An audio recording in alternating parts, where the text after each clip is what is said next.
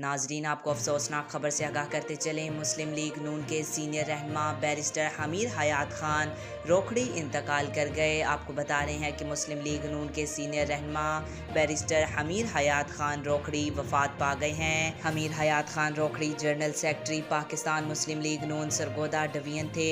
हमीर हयात खान रोखड़ी की मौत की वजह शदीद हार्ट अटैक बनी। हमीर हयात खान रोखड़ी मियांवाली से मेंबर कौमी असम्बली और जिलाई नाज़िम भी मुंतखब हुए थे।